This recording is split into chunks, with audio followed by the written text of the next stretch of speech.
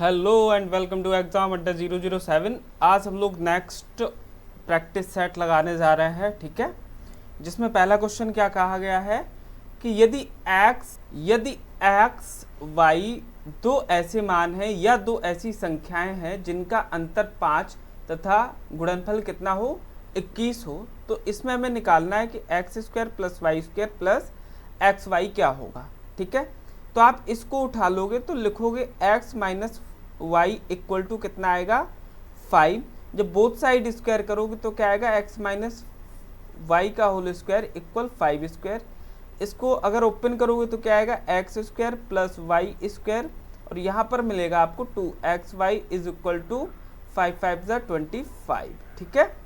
हमें वैल्यू क्या निकालनी है x square plus y square plus x Y.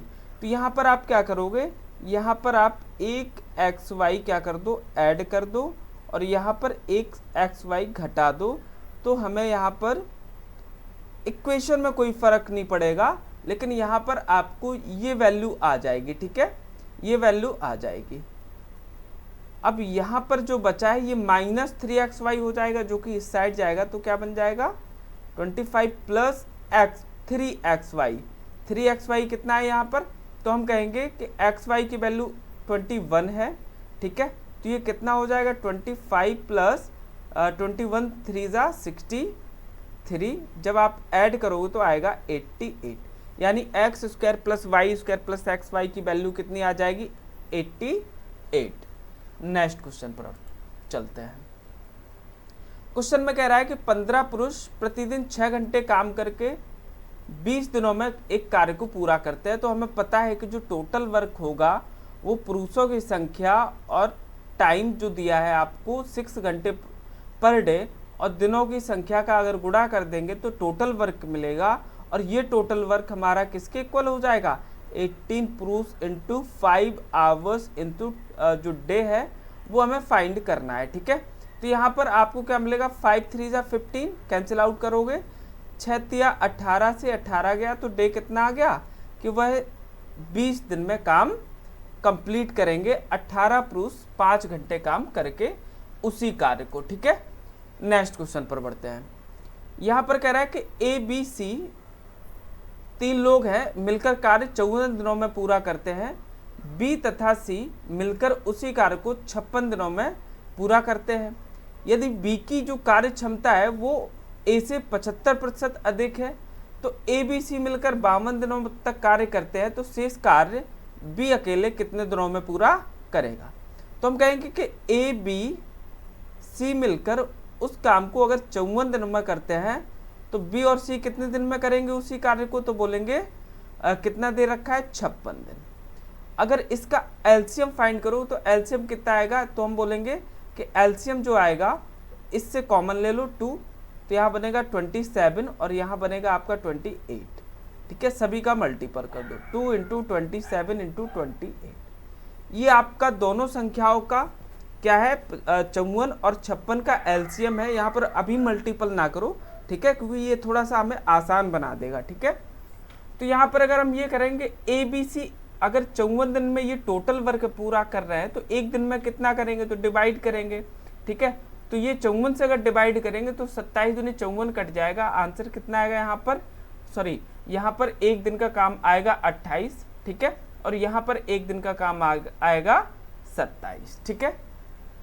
अब एक बात पता चल रही है कि बी एंड सी दोनों मिलकर एक दिन में अगर 27 काम करते हैं और तीनों मिलकर यहाँ पर, तो यहाँ पर बी प्लस सी 27 हो जाएगा, तो ए कितना हो जाएगा 1, तभी तो हमें 28 मिलेगा, ठीक है 1। अब यहाँ पर कह रहा है कि जो बी की कार्य क्षमता है वो ए की कार्य क्षमता से 75% अधिक है। तो अगर ए अगर 1 है तो बी कितना हो जाएगा, तो बी हो जाएगा 175/100, ठीक है।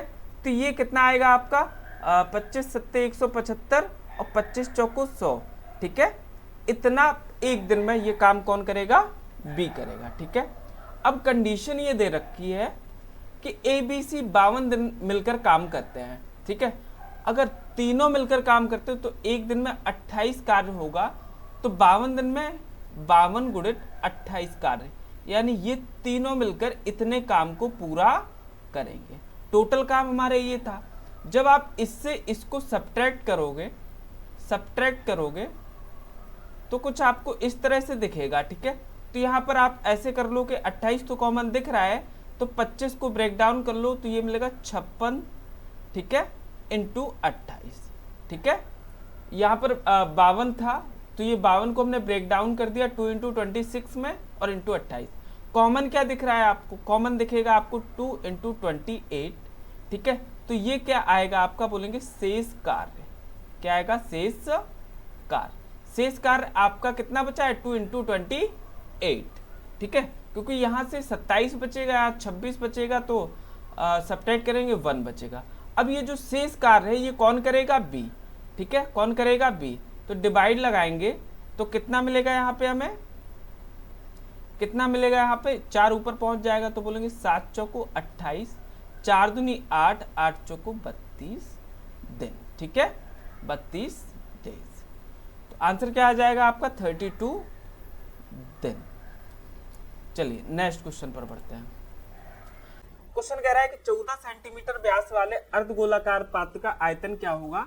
हमें पता है कि गोले का जो आयतन होता है वो होता है 4/3 पाई आर क्यू होता है, ठीक है। अर्धगोला पूछा है तो अर्धगोला क्या हो जाएगा? 2 से डिवाइड लगा देंगे तो ये आ जाएगा 2/3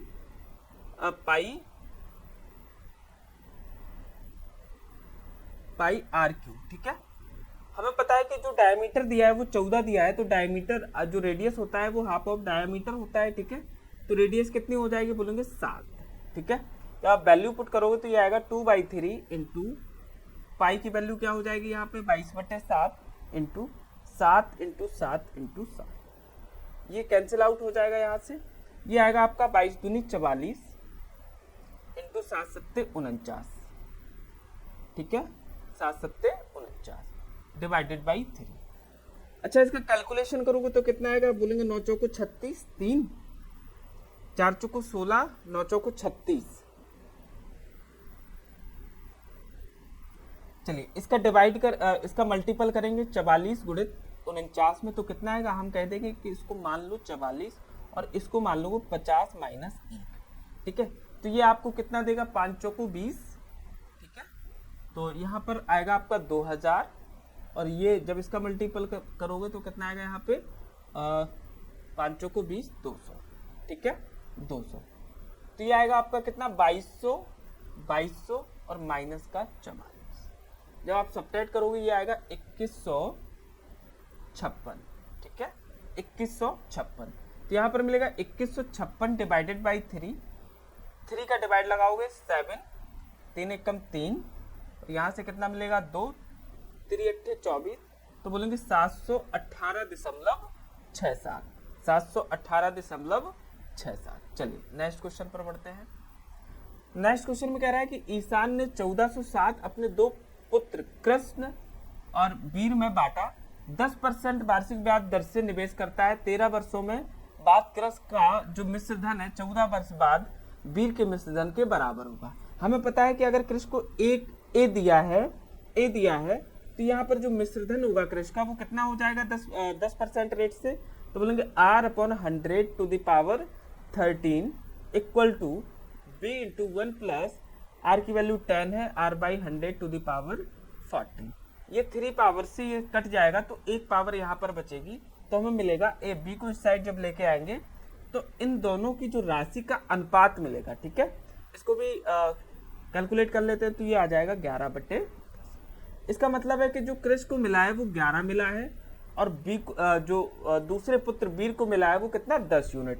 तो टोटल कितना है? बोलेंगे 21 में किसका हिस्सा पूछ रहा है? वीर का। तो वीर का हिस्सा कितना है? 10, ठीक है। तो ये कितना हो जाएगा आपका? 1407। जब आप डिवाइड लगाओगे तो कितने टाइम जाएगा? तो बोलेंगे 7 तिया 21 और यहाँ पर मिलेगा आपको 201। कैंसिल आउट करोगे तो ये मिलेगा 3 छक्के 18, 3 सत्ते 21। तो 10 का गुणा करोगे तो मिलेगा 670, ठीक है। तो वीर को कितना हिस्सा दिया था? 1407 में, बोलेंगे 670 रुपए, ठीक है। नेक्स्ट क्वेश्चन पर बढ़ते हैं। नेक्स्ट क्वेश्चन में कह रहा है कि राघव की मासिक आय जो है वो 24,000 है, वह किराए पर 7,500 तथा 3,500 रुपए अन्य खर्च पर, अन्य चीजों पर खर्च करता है। ठीक है, तो उसका जो कुल खर्चा हुआ मंथली, कुल खर्च हुआ, तो खर्च कितना हुआ बोलेंगे 7,500 ये हुआ और 3,500 ये हुआ, तो टोटल कितना हो गया बोलेंगे 11,000। ठीक है, 7 3 10 1 11,000। ठीक है, तो एक मंथ में वो 11,000 रुपए बचाता है, सॉरी खर्च करता है यहाँ पे। ठीक है, तो बचाएगा कितना, बचत कितनी होगी उसकी, तो बचत जो होती है आपकी वो होती है कुल आय, कुल आय से हम क्या घटा देंगे, खर्च घटा देंगे। ठीक है, खर्च घटा देंगे, तो कुल आय कितनी है बोलेंगे 24,000। 24,000 में जब आप 11,000 घटाओगे तो कितना मिलेगा 13,000। ठीक है, ये क्या कर रहा है, ये मंथली बचत कर रहा है। ठीक है, तो यहाँ बोलेंगे प्रति महीने, प्रति महीने बचत। ठीक है, अगर ये प्रति महीने बचत करता है तो एक साल में कितनी बचत करेगा, एक साल में बचत कितनी करेगा बोलेंगे 13,000 गुणित 12, तो ये आपको कितना मिलेगा 12 तिया 36, 12 एकम 12 3 15। ठीक है, 15। अब यहाँ पर जन्मदिन वाला जो मंथ होता है, जन्मदिन वाले मंथ में वह अपना पूरा खर्च जो है ना, पूरा बचत, एक महीने का पूरा बचत खर्च कर लेता है। तो यहाँ पर अगर आप 13,000 घटा दोगे तो कितना मिलेगा बोलेंगे 0 0 0, यहाँ पर मिलेगा 3 4। ठीक है, 1,43,000 कितना बचेगा 1,43,000। चलिए नेक्स्ट क्वेश्चन पर पढ़ते हैं। इस इक्वेशन को हमें सॉल्व करना, तो यहां से मिलेगा आपको -9, ये माइनस से माइनस कैंसिल आउट हो जाएगा, तो माइनस का 4 और यहाँ पर मिलेगा माइनस का 16, तो ये मिलेगा 16 4 20, 20 और 9 29, ये होगा -29। ठीक है, चलिए नेक्स्ट क्वेश्चन पर पढ़ते हैं। इसमें कह रहा है कि ये जो संख्या दी है, ये संख्या दी है वो 4 से पूर्णतः भाज्य है, तो a का अधिकतम मान क्या हो सकता है। 4 का जो भाज्यता नियम होता है वो ये कहता है, 4 का जो भाज्यता नियम होता है, 4 का जो डिविजिबिलिटी रूल होता है वो ये कहता है कि आखिरी 2 अंक 4 से भाज्य होने चाहिए। ठीक है, तो आखिरी 2 अंक क्या मिलेंगे 0 4, 4 से पूर्णतः भाज्य। हमें पता है कि एक ही जगह पर कोई भी संख्या बनी रहे, यहाँ 0 भी हो सकता है, 1 भी हो सकता है, 2 भी हो सकता है। ठीक है, यहाँ पर सबसे 4 ऑप्शन दिए हैं, 4 ऑप्शन में सबसे छोटा क्या है बोलेंगे 4, तो क्या हो सकता है इसमें 4 आ जाएगा आपका आंसर। ठीक है, यहाँ पर कह रहा है कि 58 65 42 66 49 59 44 45 62 60 इन सभी संख्याओं का माध्य विचलन ज्ञात करना है। वैसे अगर विचलन का मतलब समझेंगे तो विचलन का मतलब होता है, विचलन का मतलब समझेंगे, विचलन का मतलब क्या होता है तो बोलेंगे यहाँ पे भटकना या अलग होना। ठीक है, अलग होना, विचलन का मतलब क्या है अलग होना। ठीक है, तो यहाँ माध्य विचलन, माध्य क्या होता है आपका एवरेज, माध्य क्या होता है एवरेज यानी औसत। ठीक है, औसत, तो यहाँ माध्य विचलन का मतलब हो गया है कि वो औसत से लगभग इस औसत की जो इन संख्याओं की जो दूरी है वो कितनी है, लगभग कितनी है, यानी लगभग का मतलब है कि औसतन कितनी है। ठीक है, तो यहाँ सबसे पहले हम क्या निकालेंगे औसत निकालेंगे, क्या निकालेंगे औसत निकालेंगे। ठीक है, तो संख्याओं सभी का योग करेंगे तो बोलेंगे 5 6 5 11 4 15 15 6 21 4 25 5 30 34 4 38 38 और 6 कितना होता है 44 44 और 6 कितना होता है 50।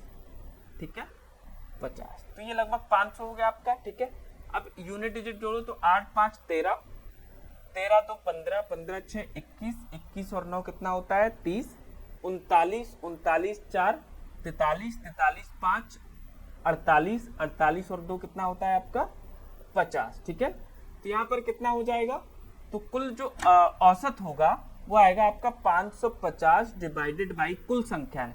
ठीक है, तो कुल संख्याएं कितनी है 1 2 3 4 5 6 7 8 9 10।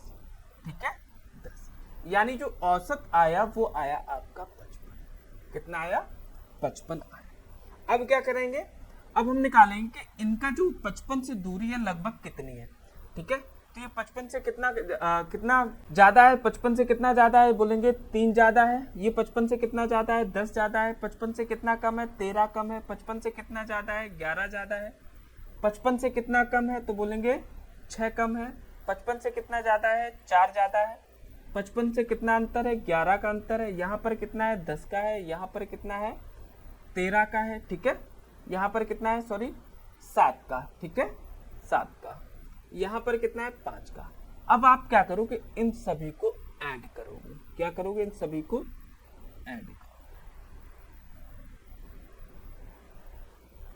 जब इसको ऐड करेंगे तो हमें दिखेगा कि 10th प्लेस के जो भी नंबर है उनको पहले ऐड कर लेते हैं।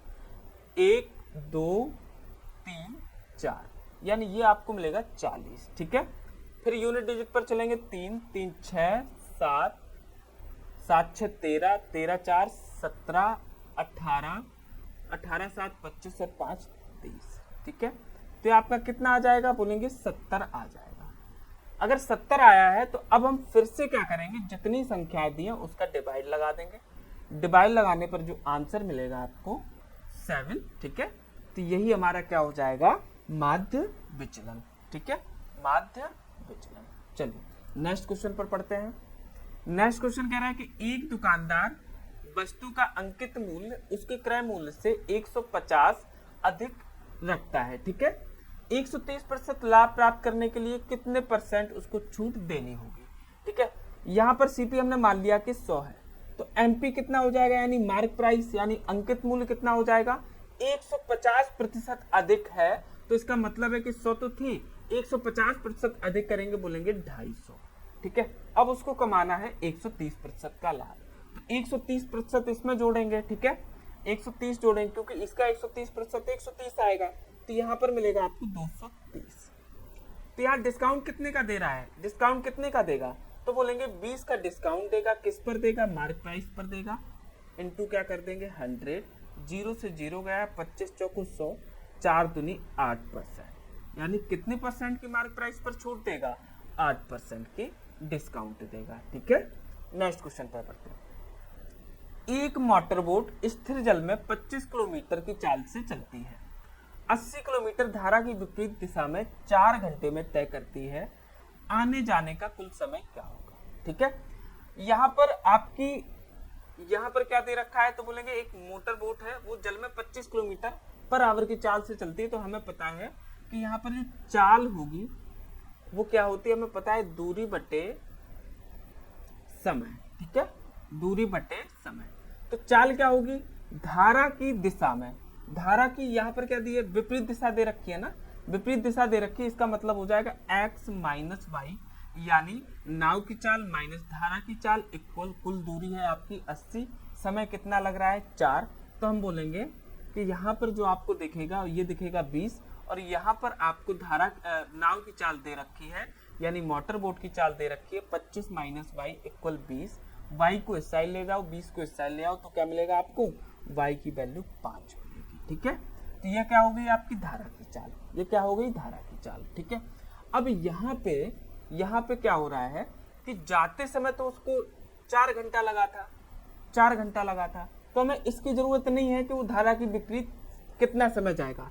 अब हमें 40 घंटे धारा की अनुकूल दिशा में तय करना है, यानी धारा की अनुकूल दिशा में करेगा तो जो चाल सापेक्ष चाल होगी वो बोट की चाल प्लस की आपकी धारा की चाल होगी। तो बोट की चाल कितनी है यहाँ पर 25, ठीक है, और यहाँ पर धारा की चाल 5 है, तो यहाँ पर कितना टोटल समय होगा 25 30। ठीक है, यानी 2 सही 3 दूनी 6 2 8 2/3, 2 घंटे इसको भी हम लोग किसमें चेंज कर लेंगे, इसमें मिनट में चेंज कर लेंगे। ठीक है, 3 दूनी 6, तो ये आ जाएगा 2 घंटे 40 मिनट। तो जाने में उसको समय लगा था 4 घंटे, वापस आने में समय लगा 2 घंटे, तो 2 घंटे 60 मिनट, तो टोटल कितना समय होगा, बोलेंगे 4 2 6 घंटे 40 मिनट। ठीक है, और आने जाने में उसको कितना समय लगा है 6 घंटे 40 मिनट। नेक्स्ट क्वेश्चन की बात करते हैं। नेक्स्ट क्वेश्चन में कह रहा है कि 2 नल है, 4 घंटे में और 37 घंटे में पानी भर सकते हैं, तीसरा नल 37 घंटे में खाली करता है। ठीक है, जो नल 37 घंटे में भर रहा है और एक नल 37 घंटे में ही खाली कर रहा है, तो इसका मतलब है इन दोनों नल का हमारे लिए टंकी भरने में कोई अस्तित्व नहीं है। अच्छा, एक जो नल था वो 4 घंटे में पूरा पानी भर रहा था, ठीक है, 4 घंटे में पूरा टंकी भर रहा था, तो हमें पता है कि अब उसको 1/4 भाग भरना है, तो समय भी कितना हो जाएगा, समय भी आपका होगा उस समय का 1/4 यानी कि 1 घंटा, ठीक है, 1 घंटा। चलिए नेक्स्ट क्वेश्चन को करते हैं। कह रहा है कि साधारण ब्याज पर कोई धनराशि 15 वर्षों में दोगुनी हो जाती है, ब्याज की दर क्या है। हमें पता है कि पहले हमारे पास अमाउंट 1 था, ठीक है, और वो 15 वर्ष बाद 2 हो जाता है, ठीक है, कितने वर्ष बाद, 15 वर्ष बाद।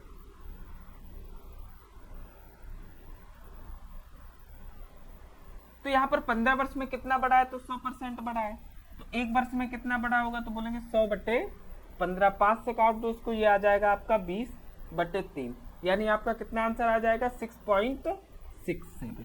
चलिए, ज्यादा कुछ नहीं करना था क्वेश्चन में।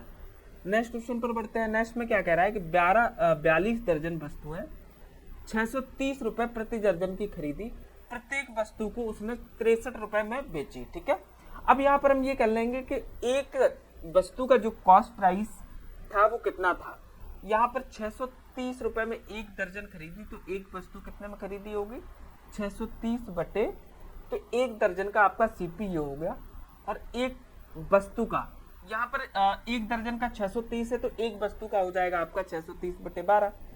अच्छा, उसने एक वस्तु को 63 रुपए में बेचा, तो हमें पता है कि ये जो रेशियो मिलेगा हमें वो क्या मिलेगा, एक वस्तु का क्रय मूल्य और एक वस्तु का विक्रय मूल्य, ठीक है। तो क्रय मूल्य कितना है एक वस्तु का, 10, और ये कितना है 12, तो अंतर कितना है, 2 का लाभ हुआ, कितने पर हुआ, 10 पर, तो प्रॉफिट आपका कितना हो जाएगा, आपका बोलेंगे 20, ओवरऑल जो प्रॉफिट होगा वो होगा 20%, ठीक है। चलिए नेक्स्ट क्वेश्चन पर। नेक्स्ट क्वेश्चन में कह रहा है कि 6 क्रमागत सम संख्याओं का औसत 175 है, सबसे छोटी संख्या ज्ञात कीजिए, ठीक है। अगर कभी भी इस तरह का क्वेश्चन पूछे तो आप क्या करो, 6 क्रमागत सम संख्याएं दे रखी है हमें, 6 क्रमागत, तो आप क्या करो 175, तो 6 का औसत ये हो जाएगा, आप 2 का इसमें लगा दो भाग, 2 का लगा दो भाग, ठीक है। तो ये मिलेगा आपको 175 × 3, और जो 6 संख्याएं थी, तो 6 संख्याओं को में से आप 1 घटा दो, तो 5 का क्या आएगा आपका, 5 का आएगा प्राकृतिक संख्याओं का योग, ठीक है, प्राकृतिक संख्याओं का योग। तो इससे माइनस जब आप करोगे प्राकृतिक संख्याओं के योग को, तो कितना मिलेगा आपको, तो बोलेंगे 5 × 6/2, ठीक है, तो ये मिलेगा आपको 15, इसको घटा दो, तो यहाँ से मिलेगा 3×5 = 15, 1 17 × 3 = 51 और 1 52, ठीक है, 51 1 52, मल्टीपल करने पर ये मिलेगा, आप 15 घटाओगे तो कितना मिलेगा, 510, कितना मिलेगा, 500, ठीक है। तो यहाँ 510 में किसका डिवाइड करोगे, अब कितनी संख्याएं दे रखी थी, 6 संख्याएं, ठीक है। जब आप 6 का डिवाइड करोगे तो आपको कितना मिलेगा, बोलोगे 6 × 8 = 48 और 6 × 5 = 30, बस इसी का दुगना कर दो, आपको छोटी संख्या प्राप्त हो जाएगी, ठीक है, 170, ठीक है। क्वेश्चन समझ में ना आया हो तो इसको एक बार और देख लेना, थोड़ा सा वीडियो क्योंकि डला है ये, ठीक है। चलिए नेक्स्ट क्वेश्चन पर बढ़ते हैं। कह रहा है कि एक बाह्य बिंदु A से केंद्र O वाले एक वृत्त पर 2 स्पर्श रेखाएं AB और AC खींची जाती हैं। यदि AB 30 सेंटीमीटर है तथा BC 24 सेंटीमीटर है, तो वृत्त की त्रिज्या क्या होगी, ठीक है। वृत्त की त्रिज्या यहाँ पूछ रहा है। अच्छा, यहाँ पर हम लोग एक वृत्त बना सकते हैं, ठीक है, यहाँ पर एक वृत्त बना सकते हैं, ये हमारा वृत्त है, यहाँ हमने मान लिया कि कहीं केंद्र है हमारे पास, ठीक है, जो कि क्या है, O है। बाहर हमारा कोई पॉइंट है A, कोई पॉइंट है A, यहाँ से 2 स्पर्श रेखाएं डाली जाती हैं, ठीक है, 2 स्पर्श रेखाएं डाली जाती हैं,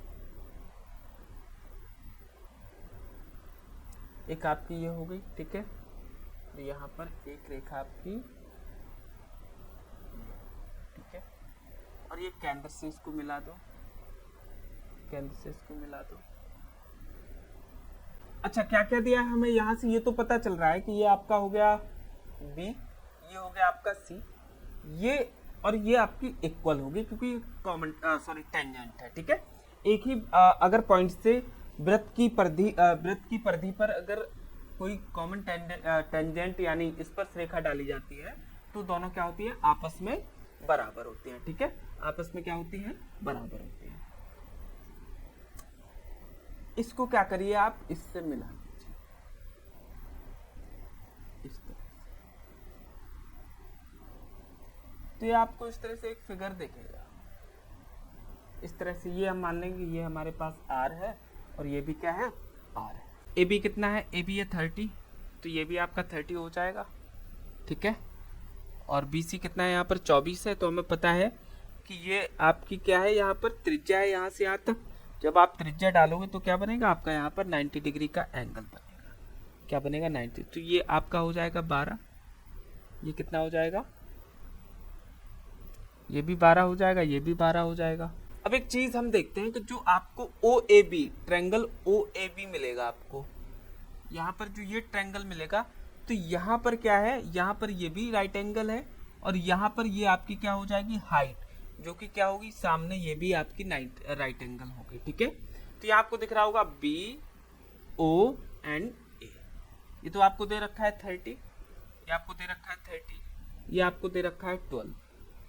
तो ये जो साइड होगी ये कितनी होगी, तो हम बोलेंगे कि ये इसके लिए हाइपोटेन्यूज का काम करेगी। इसके लिए यहाँ एक एम पॉइंट लगा दो, इसके लिए हाइपोटेन्यूज का काम करेगी। तो हमें पता है कि जो बेस का स्क्वायर होगा वो बची हुई साइडों के स्क्वायर के अंतर, हाइपोटेन्यूज का स्क्वायर माइनस हाइट का स्क्वायर होगा, ठीक है।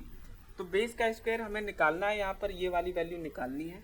तो हाइपोटेन्यूज 30 है, तो यहाँ पर कितना हो जाएगा आपका, यहाँ पर हो जाएगा 900 माइनस 12 144।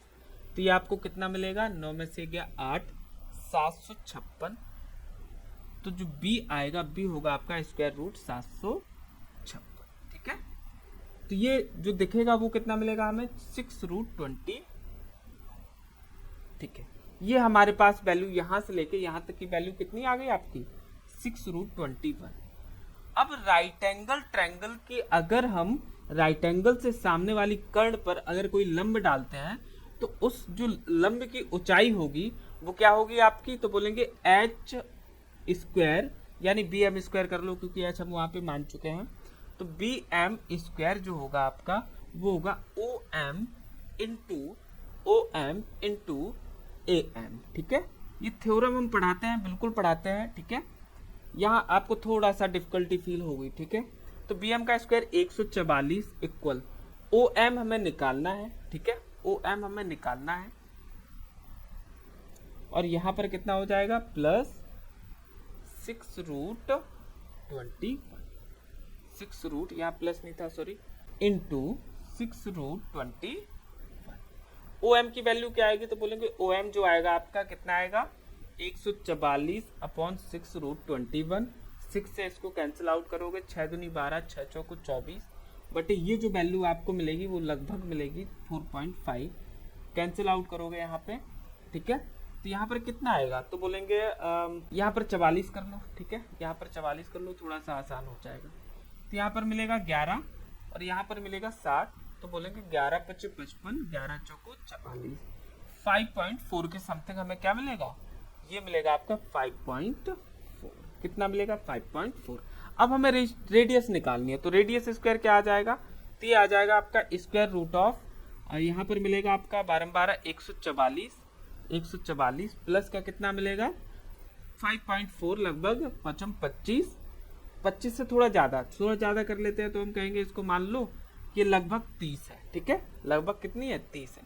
तो ये कितनी हो जाएगी, बोलेंगे 100, 4 3 7 74, ठीक है। और ये किसके नियर बाई होता है, ये आपका होगा 13 के स्क्वायर के आसपास, ठीक है। तो क्या आ जाएगा आपका 13 आंसर। थोड़ा सा टफ है क्वेश्चन, थोड़ा सा टफ है, ठीक है, लेकिन आपको थ्योरम कंफर्म होना चाहिए तो आपका आंसर है। हमें इन सब चीजों को करने की जरूरत नहीं पड़ती। यहाँ पर दे रहा है दो क्रमागत विषम प्राकृतिक संख्याओं के वर्गों का योगफल है आपका 5002। दोनों संख्याओं का योग ज्ञात कीजिए, ठीक है। तो आप इसको ऐसे भी कर सकते थे कि ये एक हमारे पास विषम संख्या 2x + 1 है एक संख्या हमारे पास 2x+3 है, ठीक है। इसका स्क्वायर करके आप ऐड कर देते तो आपको थोड़ा सा डिफिकल्टी फील होती, ठीक है। लेकिन इस क्वेश्चन को आप क्या करिए, इस क्वेश्चन को आप क्या करिए, ये जो आपको ऑप्शन दे रखे हैं, ये जो आपको ऑप्शन दे रखे हैं, इसी में से आप आधा कर दो ऑप्शन को, ठीक है। इसी में से क्या कर दो, आधा। ये आपको 100 दिख रहा है तो 100 का आधा 50, 50 के पहले क्या आया 49, और यहाँ पर आपको मिलेगा 51। इसका आधा करो 48 आएगा, 48 का आधा एक कम करोगे 47, और ये आएगा 49। 112 का आधा 2 पंचे 10, 2 छक्के 12, 56, तो आएगा 55, और क्या मिलेगा आपको 57, ठीक है। इसका आधा करो तो 55 आएगा, तो 55 यानी 54 और 56, ठीक है। अब यहाँ से हम क्या कर रहे हैं कि ये कैसी संख्याएं दी हैं, विषम संख्याएं, यहाँ पर तो विषम संख्याएं दी हैं, ठीक है। तो इसको हटा दो, इसको क्या करो, हटा दो। अब यहाँ से यूनिट डिजिट निकाल लो, यानी इसका स्क्वायर कितना 1 है, इसका स्क्वायर कितना है 1 है, तो दोनों को जोड़ने पर यूनिट डिजिट पर 2 आएगा, ठीक है। इसका यूनिट डिजिट कितना आएगा 49 यानी 9, और यहाँ पर 1, ये यूनिट डिजिट आपका 0, आंसर नहीं हो सकता, ठीक है।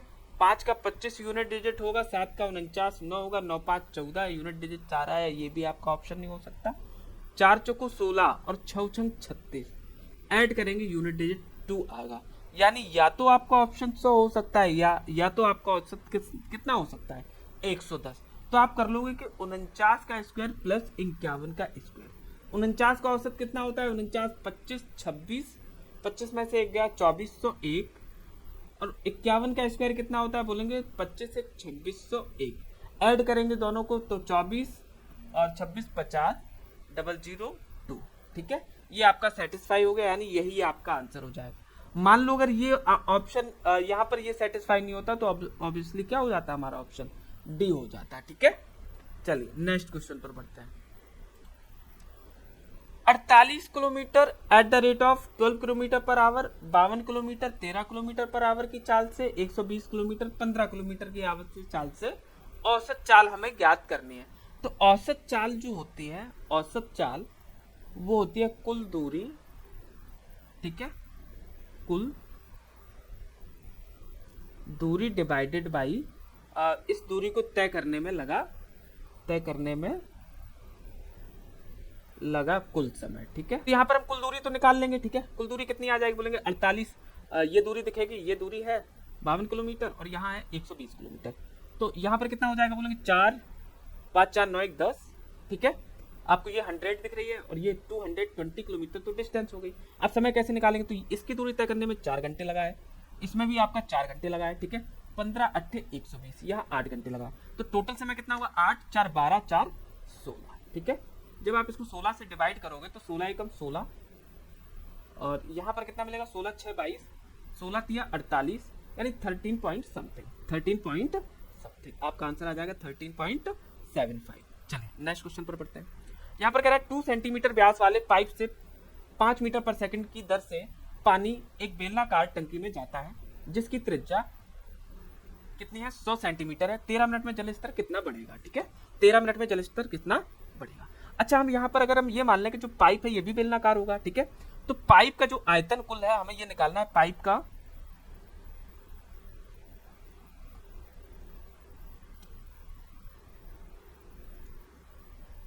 पाइप का आयतन बराबर, अगर हम कर ले बेलनाकार टंकी के आयतन के बराबर, ठीक है, टंकी के आयतन। चलिए अब यहाँ पर एक चीज दिख रही है कि यहाँ पर तो हमें इसका व्यास दे रखा है पाइप का, लेकिन ये चीजें जो दिख रही है ये क्या है वास्तव में, ठीक है, क्या है वास्तव में। अच्छा, यहाँ पर हम पाइप के बारे में अगर बात करें तो हमें पता है कि बेलनाकार जो पाइप होगा उसका जो आयतन होगा वो होगा पाई आर स्क्वायर एच। यहाँ पर तो पाई आर स्क्वायर एच दिख रहा है, तो ये जो आर आपको दिखेगा तो आर हम डायरेक्ट रख सकते हैं कि 1 सेंटीमीटर होगा, ठीक है। यहाँ मीटर दे रखा है तो इसको भी मीटर में चेंज कर लेंगे, ठीक है। तो 100 से जब आप डिवाइड करोगे तो कितना आएगा, यहाँ पर आर की जो वैल्यू आएगी वो आएगी 1 सेंटीमीटर, ठीक है। अब 1 सेंटीमीटर को आप मीटर में चेंज कर लो, ठीक है। तो 100 सेंटीमीटर बराबर 1 मीटर होता है, ठीक है। 100 का डिवाइड करो कितना आएगा आपका 0.01 सेंटीमीटर। ये आपको आएगी रेडियस, किसकी रेडियस है ये, तो बोलेंगे पाइप की रेडियस है, ठीक है। सॉरी, यहाँ पर क्या हो जाएगा मीटर, 0.01 मीटर, ये आपको मिल गई इसकी रेडियस, ठीक है। हम ऐसे लिख सकते हैं कि इसको पाई इंटू आर की वैल्यू है, ठीक है, 0.01 का स्क्वायर। अब यहाँ पर एच कौन डिटरमाइन करेगा? जो यहाँ पर ये पानी जो बह रहा है 5 मीटर पर सेकंड से, तो इसका मल्टीपल कर दो मिनट में, ठीक है। यहाँ पर 13 मिनट है, यहाँ पर कितना है? 13 मिनट है, ठीक है। 13 मिनट जब आप करोगे ना, 13 मिनट करोगे तो इसको आप चेंज कर लो सेकंड में, तो 780 इक्वल टंकी का आयतन क्या मिलेगा आपको? टंकी का आयतन भी क्या होता है? पाई आर स्क्वायर एच, ठीक है। तो ये पाई से ये वैल्यू आपकी कैंसिल हो जाएगी। ये आपको क्या मिलेगा? 1/100 गुणित 1/100 इंटू 780 गुणित 5 बराबर, यहाँ पर आर की वैल्यू कितनी है? तो बोलेंगे आर की वैल्यू यहाँ से आपको मिल जाएगी 100 सेंटीमीटर है यहाँ पर आर की वैल्यू, ठीक है। तो 100 सेंटीमीटर को हम किस में चेंज कर लेंगे? सेंटीमीटर में, सॉरी यहाँ पर मीटर में चेंज कर लेंगे। तो 100 का भाग लगा दो इसमें, तो कितना आएगा? 1 मीटर, 1 मीटर। तो यहाँ पर 1 इंटू एच, ठीक है। कैंसिल आउट करना चाहो बिल्कुल कर सकते हैं, इससे इसको काट दो, 5 दूनी 10, इसको कैंसिल आउट करोगे तो 3 6 2 9 18, ठीक है। तो जो एच आएगा वो आएगा 0.39 मीटर, और मीटर को हमें सेंटीमीटर में चेंज करना है, तो किसका मल्टीपल कर देंगे? 100 का। तो कितना आ जाएगा आपका? 39 सेंटीमीटर, ठीक है। तो इसकी जो ऊंचाई है वो क्या हो जाएगी? 39 सेंटीमीटर। चलिए नेक्स्ट क्वेश्चन पर पढ़ते हैं। 4 भाग आटा 3 भाग चीनी, ठीक है। यदि चीनी 12 कप है तो आटा कितना हो जाएगा? चीनी कितनी है? 3 भाग, 3 भाग की वैल्यू 12 है, तो कितनी गुना है? 4, इसको भी 4 गुना कर दो, तो कितनी हो जाएगी? 4 गुना इसकी 16, ठीक है। नेक्स्ट क्वेश्चन पर पढ़ते हैं। एक दुकानदार है 55% हानि पर बेचने का दावा करता है, ठीक है। उसका सीपी जो किसी वस्तु का था 100 था, लेकिन वो ये कह रहा है कि जो सेल प्राइस दे रहा है वो ये कह रहा है कि यहाँ पर हम 55% के लॉस पर आपको दे रहे हैं, तो कितने पर बेचा होगा? वास्तव में 45% में बेचा होगा। लेकिन वो क्या करता है कि दोषपूर्ण तुला का प्रयोग करता है, ठीक है। यानी इसमें कितना है? 75% का लाभ होता है। यहाँ पर हम कहेंगे तो कितने का लाभ हुआ? 100 से 75 का लाभ हुआ, तो कितना मिलेगा आपको? 175, ठीक है। अब यहाँ पर हमें ये करना है कि इसमें से कितना बढ़ाया है, तो 45 में से आपको 1000 किलोग्राम पर एक्स ही दे रहा था, तो ये आपकी जो टोटल वैल्यू आएगी, ठीक है, टोटल वैल्यू आएगी इतनी आएगी। तो एक्स की वैल्यू कितनी आएगी? तो बोलेंगे 4500 बटे 175, ठीक है। ये कितना है आपका? 4, ठीक है। आप कैंसिल आउट कर दो इसको, तो बोलेंगे 25 चौको 100, 25 सत्ते 175, मल्टीपल करो इसमें कितना आएगा? 4 चौको 16, 4 पंचे 20, 180। चलिए यहाँ पे x की वैल्यू क्या मिलेगी आपको? x इक्वल मिलेगा आपको 45,000 अपॉन 175, ठीक है, 175। कैंसिल आउट करोगे इसको करके, ठीक है, 25 सत्ते 175, और यहाँ पर मिलेगा 25 चौको 140, आप मल्टीपल करोगे कितना आएगा? 1800 बटे 7, डिवाइड लगाओगे 7 दूनी 14, ठीक है, 7 दूनी 14, 4 बचा, 7 गुना 35, ठीक है, 7 गुना 35, 5 बचा 50, 7 सत्ते 49, ठीक है। यहाँ पर कितना हो जाएगा? 257.1 ग्राम। यानी उसने 1 किलोग्राम पर कितना बेचा है? 1 किलोग्राम की जगह पर उसने 257.1 ग्राम दिया है, तभी उसको कितने का लाभ हुआ है? 75% का, ठीक है। इस क्वेश्चन को देखते हैं, इसको सिंप्लीफाई करना है, ठीक है, इसको सिंप्लीफाई करना है। ये आपका क्यूब रूट होगा, क्योंकि यहाँ पर नीचे 3 जीरो आएंगी जो कि क्यूब रूट है, सभी पर क्यूब रूट लगा है। तो ये आपको जो दिखेगा वो दिखेगा 0 पॉइंट, अगर करना चाहो तो हम ऐसे भी कर सकते हैं, डेसिमल हटाएंगे, नीचे 3 जीरो बचेगा, ठीक है। तो यहाँ पर 10 बाहर आ जाएगा, यहाँ पर 6 बाहर आ जाएगा, ठीक है। यहाँ पर 10 बाहर आएगा, ऊपर 1 बाहर आएगा, ठीक है, माइनस यहाँ पर 2 बाहर आएगा, यहाँ पर नीचे 10 आएगा। तो आपको जो ओवरऑल दिखेगा कितना? 6 7 7 में से 2 गया, 5/10 दिखेगा, जो कि कितना है? आधा है, ठीक है, जो कि कितना है? आधा है, ठीक है, 0.5। चलिए नेक्स्ट क्वेश्चन पर बढ़ते हैं। घंटी ए प्रत्येक 18 मिनट में, घंटी बी प्रत्येक 24 मिनट में, घंटी सी प्रत्येक 60 मिनट में बजती है, और ये पहली बार कब बज रही है? 6:30 AM पर एक साथ बजती है। तो तीसरी बार कब बजेंगे, ठीक है। तो यहाँ तीसरी बार, इसका मतलब ये है कि इनका हमें क्या निकालना पड़ेगा? एलसीएम निकालना पड़ेगा। क्या निकालना पड़ेगा? एलसीएम निकालना पड़ेगा। तो एलसीएम के लिए क्या कर दो? हाईएस्ट कॉमन ले लो इससे। हाईएस्ट कितना मिलेगा? 6। तो ये मिलेगा 6 तिया 18, 6 चौको 24, 6 पंचे 30। इसका मल्टीपल कर दो आप, 5 चौको 20, तिया 60, 6 छंग 36, यानी 360 मिनट बाद। 360 का मतलब क्या है? घंटे में इसको चेंज कर लेंगे, यानी हर एक 6 घंटे में वो घंटियां आपस में एक साथ बजेंगी, ठीक है। तो जब पहली बार इतनी बार बजी, तो दूसरी बार 6 घंटे बाद कब बजेगी? 6 6 12, 12:30 पर बजेगी, ठीक है, 12:30 PM पर बजेगी, 12:30 पर बजी, ठीक है, 12:30 पर बजी। पहली बार जब वो बजी तब कितना समय था? ये AM था, ठीक है। 6.5 घंटे 6 घंटे बाद कितना समय हो जाएगा? बोलेंगे 12, यानी 12:30 PM हो जाएगा। 6 घंटा और जोड़ेंगे तो 12 6 18, यानी शाम के 6:30 बजे। कब? 6:30 PM पर। ठीक है, चलिए तो आज यही रखते हैं। अगर आपको क्वेश्चन समझ में आ रहे हैं तो प्लीज यहाँ पर कमेंट करें और बताएं कि किस तरह के क्वेश्चन है, ठीक है, और क्या समझ में नहीं आ रहा, ताकि हम उसको और इम्प्रूवमेंट कर सके और आपको और बेहतर यहाँ पर चीजों को बता सके। ठीक है, तो आज यही रखते हैं। तब तक के लिए आपको टाटा, बाय बाय।